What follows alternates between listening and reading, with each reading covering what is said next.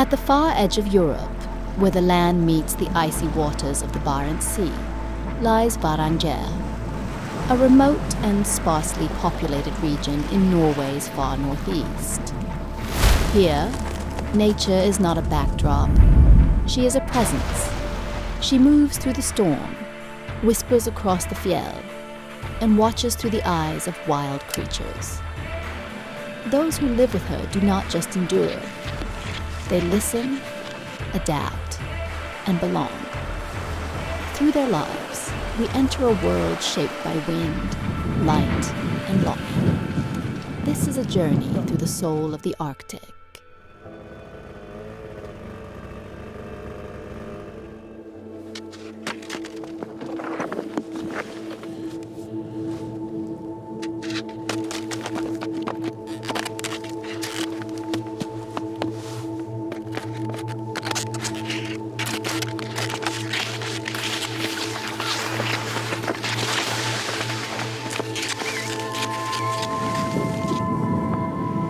It was quite spooky today, and I think the weather is part of that.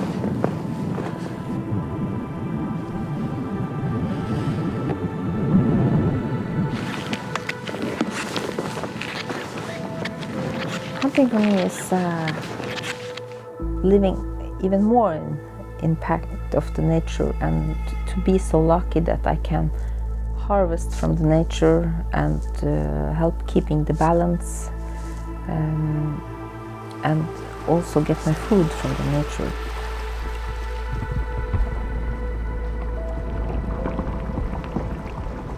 So I've been here my whole life.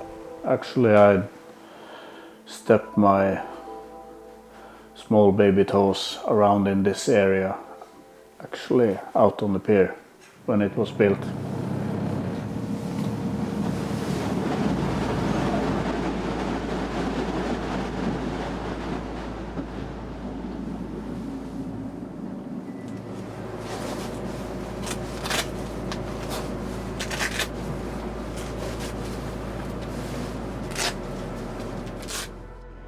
We go straight, take the king crab poles. Mornings like this you can see the sun. If you are at sea, when the sun comes up, it comes like straight from the ocean.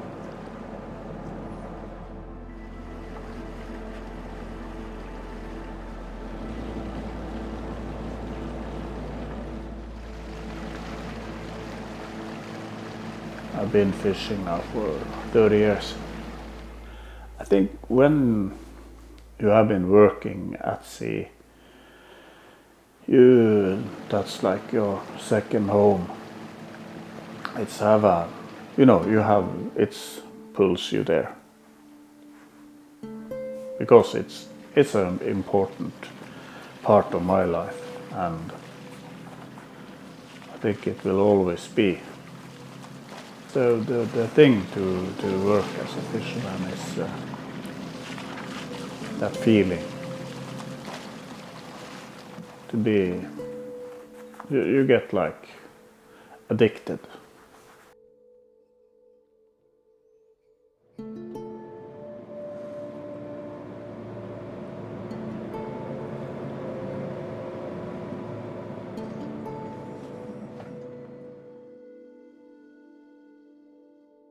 Well, the moment I remember best, I almost died, but that was outside Greenland fishing, and we hit a monster wave and almost flipped over outdoor range for rescue helicopters, and that was something to remember.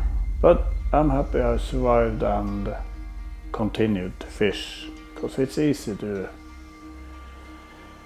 get scared of the ocean. But you learn, you have to work with the nature, not against.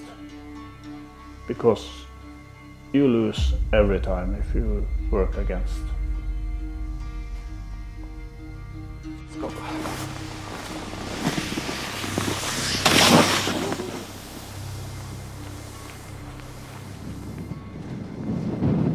I think that this really important to reconnect with the nature.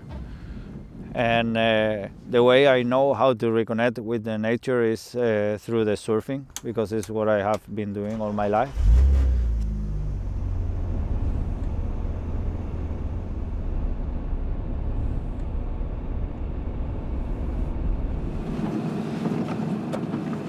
I come from the Canary Island, Tenerife Island, the north side, and I am living in Norway for 8 years and a half, almost 9 years, and I got very hooked and interested in Arctic surfing. That was not planned in the beginning. Arctic surfing, it has bring me like kind of new goals and a new stoke. It's like a huge adventure that you need to take, and you need to read the forecast, you need to figure it out, the winds, everything tight. I really love that. I always have loved that since I remember. But here in the Arctic is super special, and in Varanger is way more special. I always love to see like some kind of signs in the ocean and stuff like that. It makes the search more exciting. I guess that here in the Barents Sea you have very little time and you cannot lose time. You know, the time is always against us, especially in the winter. There is so many phenomena that are happening here that make all the meteorological things and predictions and forecasts a mess. Like, I mean, it's really difficult. Even the airports struggle, you know? So it's not because one forecast is better than the other or one brand is better than the other. It's just because where we are. It's the nature. It's like that.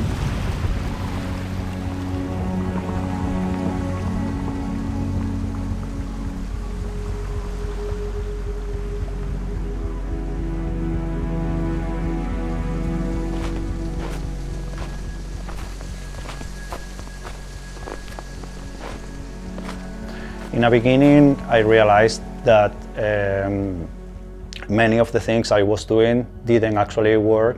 The power of the ocean is different, the currents are different, the periods are different, the sizes, everything is just different. So you need to figure it out a lot of little things to get the best of your trip.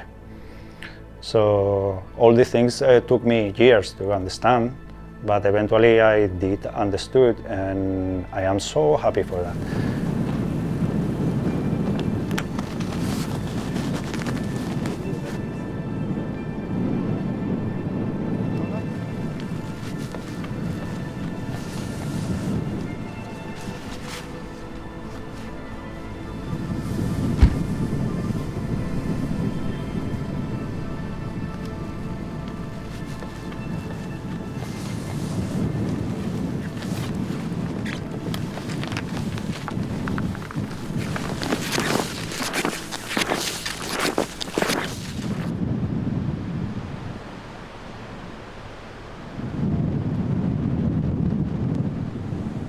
Now my adrenaline starts working because I know them there. So I can hear my heart beating. It's this excitement, Then I think, why do people jump out of airplanes when they can do this?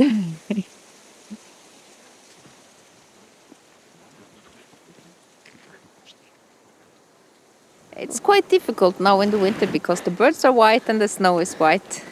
So it's not easy, and many times they fly away straight near you, and you like jump up and ooh, there it was, and then it's too late. But hopefully I see it in a quite a distance and can get ready to. The winter hunting is a little bit different because it's not so easy to go prepared with the weapon all the time. I often have it over my shoulder because I need to keep my balance But because in the autumn I can go with it ready all the time. So hopefully I see the birds before it's too late.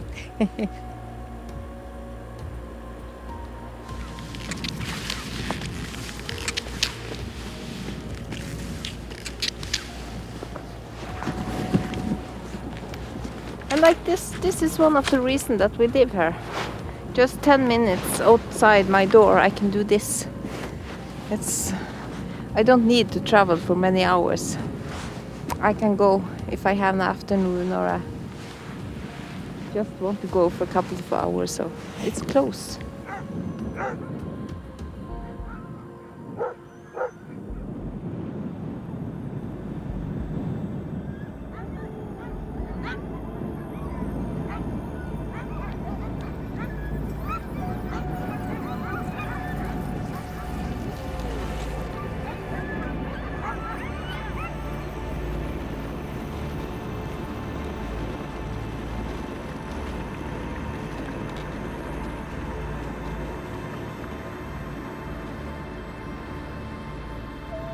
The nature up here was definitely a part of the decision to move up here, because it was the first thing we saw when we came up here, this impressive nature. So you can totally get lost in it on a very positive way. Yeah, you feel like the only person in the world. So, and you calm down and yeah, get to know yourself better. So it was definitely, yeah, part of the decision, maybe the biggest part.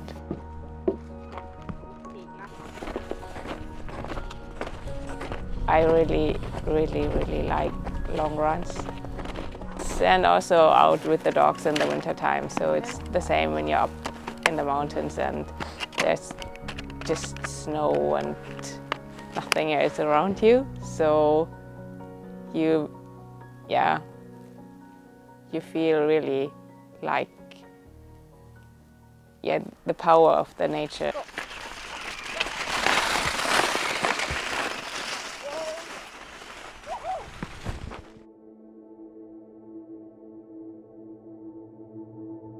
And I really like to stop at one point and just take a look around and just take a deep breath and, yeah, just feel that I'm here right now in the nature.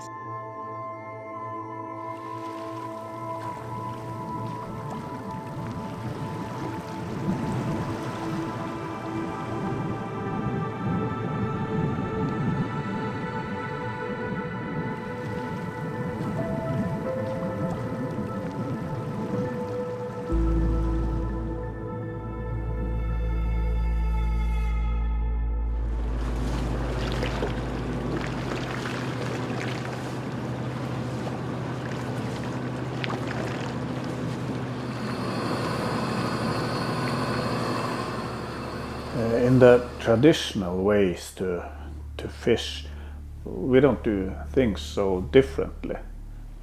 You put the nets in the same way, but of course the equipment are getting better. But the way you do it, it's not so different from 50 years back in time. But it's the equipment on the boat. And it's fewer people on the boat. Now you can be the 2 persons, you do the same job like 7 persons did 40 years ago. So here's the female with eggs. Goes back. Finnmark, well, it's very different from here to the west. Like the geology or terrain here in the east is quite special.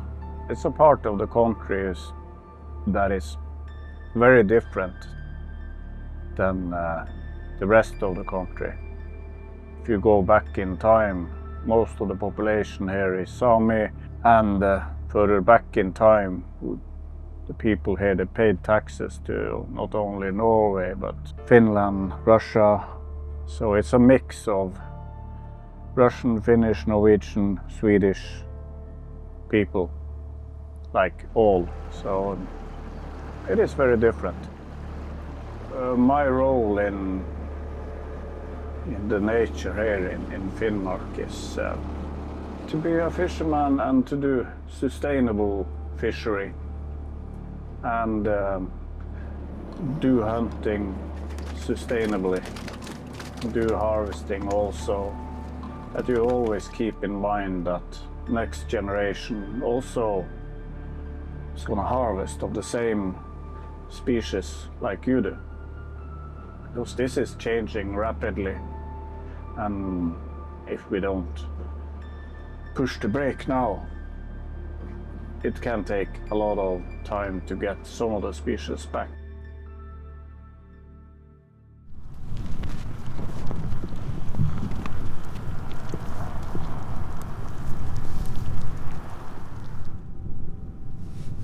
So the reindeers are important for not only for Finnmark but for the entire north, because back in the days before we had electricity and warm houses and heat pumps and everything, you depended on what you could find outside here in the wilderness, and the reindeer is specially designed to live here and to make it here. So our people started following them. And we made everything out of reindeers. We made ropes, we made clothing, food, obviously. We made housing, we made lavvos out of reindeer hides. So historically, reindeer is very significant for life in the Arctic, in the north. So basically, Skakkerud is a reindeer sanctuary. It was started by my cousins because we had reindeer calves who lost their mother outside in the not forgiving wilderness of nature, and we needed a place to have them, where we could take care of them, where we could feed them, and that's how Skakkerud sprung into existence. And I think at some point we had like 30 calves or something in this fence. We know that the Arctic is one of the places on the planet that is heating up the fastest, which means that this way of life can be threatened if we, especially if we miss the 1.5 degree target. And this is something that is on my mind almost every day. For the reindeers, the threats will be lakes will not freeze properly, rivers will not freeze properly, and there will maybe be more parasites. There will maybe be a change in the fauna, in the what they eat. So for us, it's critical that we stay below, especially the 1.5 degree target. For somebody that get very hooked into the surfing and the surf exploring, is paradise, because it's so huge coastline. You know, you have the west, you have the north, you have the east, you have different swells that come from different directions, and I think that's amazing. That's beautiful and make you connect with the nature, not only with the ocean, but also with the tundra, with the mountain, with everything, no? With the elements. Mm-hmm. So yeah, really love that.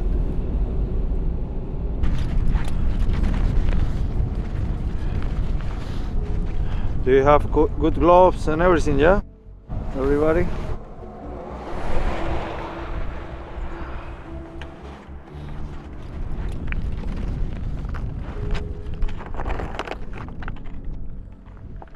I believe that for most of everybody, I am kind of crazy, like for local people, like pretty much I understand that, that's logic.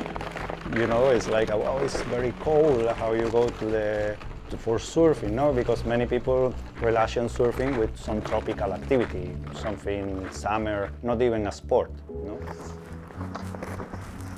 If this nature was a person, I could say that is a difficult person, quite toxic sometimes, that just need a little love.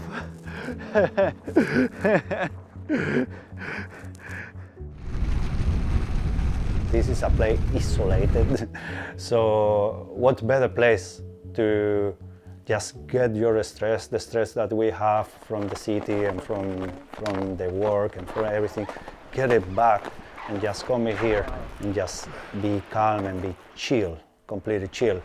I think that's the potential we have in Varanger.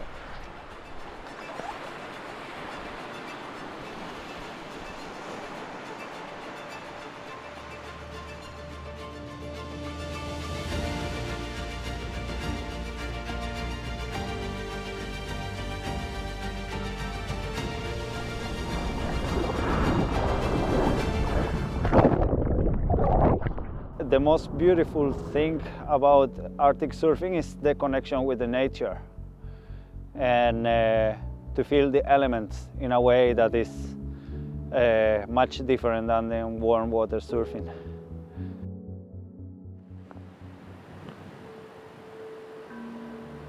Our way to live is always in changing.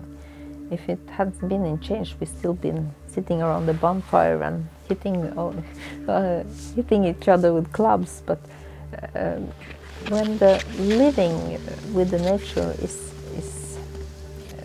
when we do it as a daily part, it will always change, and we will use nature in different ways, and it will develop. But it's also, for me, important to take care of old traditions, to pay respect to what our ancestors did, and to keep it alive. Handicraft I do is both traditional and new, and I like to learn new things, but I also like to learn old traditions. But many of these things we still use in nature, like things my husband do. He has this tradition with him. He makes cups and knives from the horn of reindeer and the wood. So that we use every day. Yeah. My most intense moment in the nature, it will be very difficult to describe because it's so many moments and it's so many things. It can be all from the first day I got my first fish as a little girl in the small river home, and to the day I shoot my first moose, and when I picked the first bucket of berries when I was a little girl. So it's many things, but the most recent intense moment was 4 years ago maybe. I was out in the sea a summer day. It was the ocean was all quiet and I was fishing, and then I hear this sound like phew, and then I turned around and just see this big spur of the whale just 50 meters from the boat.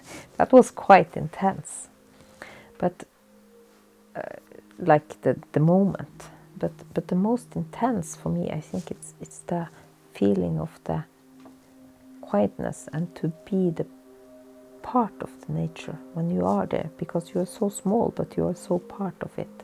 So every time I'm out in the nature is the most intense because I'm living in the moment.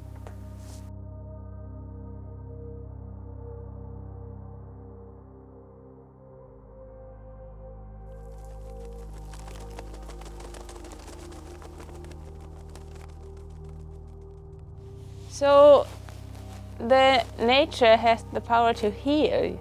So because when you're very stressed or yeah, I have a lot to think about, or then I just go out, and then I just run or go out with the dogs until my head is clear again. And I think that this is not possible in the city, because in the city there's so much around you. In the nature, it's just you and the nature. So, and sometimes when it comes to a difficult situation because of the weather or the area, so then it's even better, because then you have to just concentrate on what are you doing right now to not get lost or hurt or something.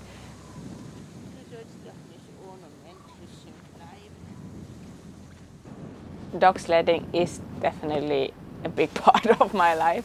So we have 19 dogs, and the dog sledding itself is a very small part. But taking care of the dogs is, it's like a big part of the day. So it takes a lot of time to take care of 90 dogs and to train them. We train dogs for taking part in competitions. We also go out with the dogs on expeditions, so normally like 2 times a year we take a group of people and go out on the mountains on a multi-day trip, and then we sleep in these mountain huts without electricity or running water. And we bring also scientists from a German university up to the mountains. They are taking the samples of the water and the snow, and they are analyzing the samples back in Germany then.